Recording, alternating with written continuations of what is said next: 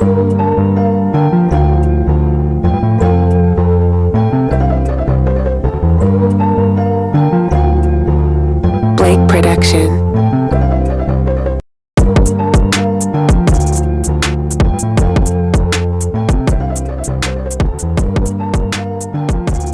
What's poppin'?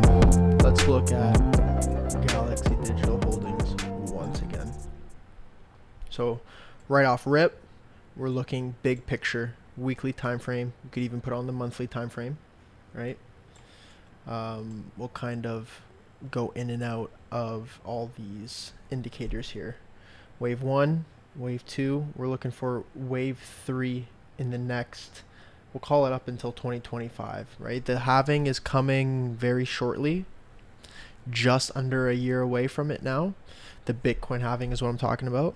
So we're expecting that in the next little while, we're going to see a push to the upside towards new highs after the halving, we're assuming, right? So when we look at this chart, we have the low, we have a high, and we have a higher low on a monthly time frame. We're now going to look for a higher high. Simple trend, just basic low, high, higher low, higher high, right? If the stock is for sure in an uptrend, it'll continue that pattern, okay?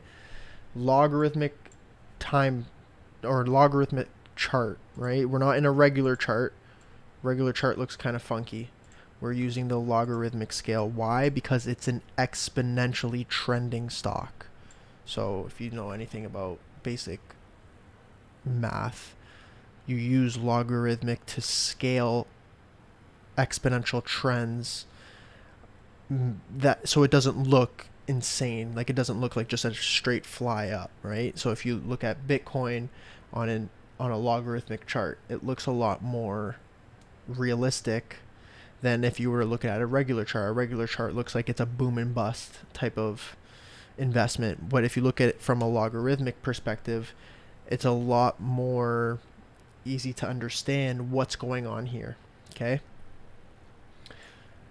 When we zoom in, we go to the weekly time frame, right? I'm going to take some of these away because it gets pretty crowded in here really quick, right? So this whole period of time, call it from May 2022 up until the next few months likely, maybe even up until 2024 range, where we're like maybe March 2024, right?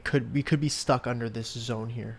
Now, the only reason why I say that is because there's a potential inverse head and shoulders setting up, right? So we have this left shoulder, we have the head that's being developed, and we just got this breakout.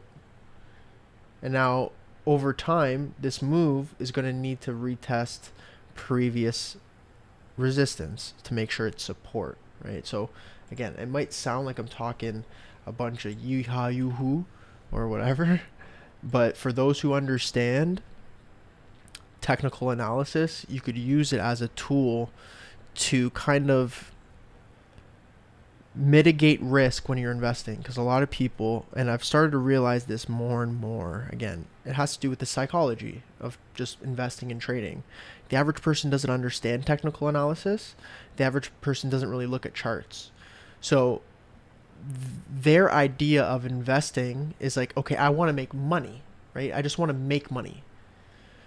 With that mindset involved and not really getting market psychology, not really understanding cycles of the market through technical analysis, you're always put into, it's almost like a fight or flight situation. If you're not making money, you're out of it.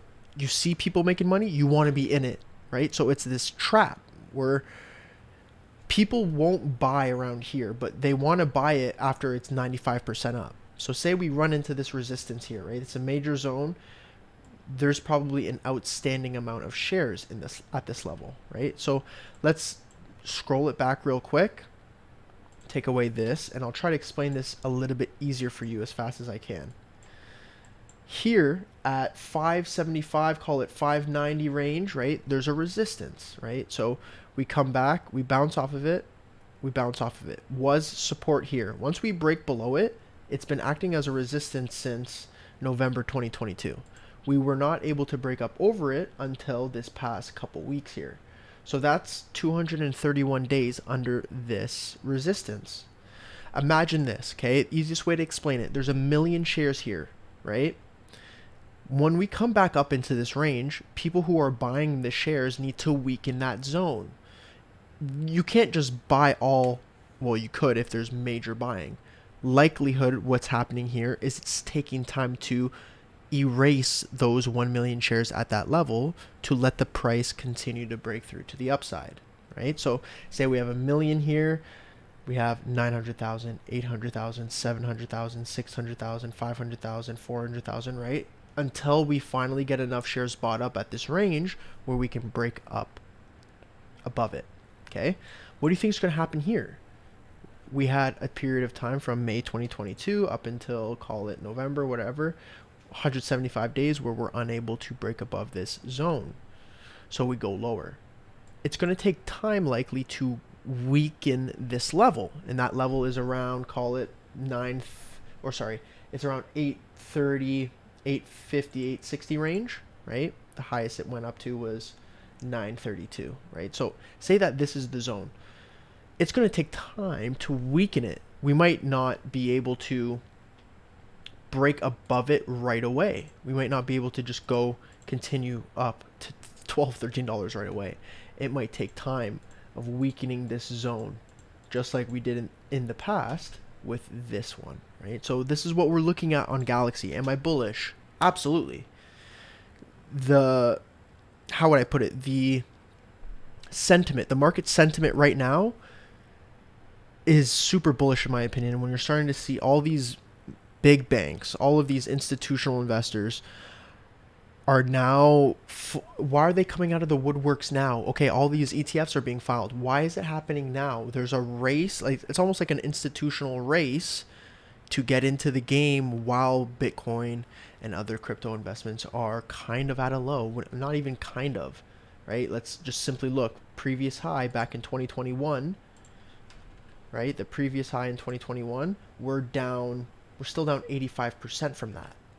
So big money is looking at this opportunity that Bitcoin's not going to go away. Crypto is a space that millions of people are interested in investing in.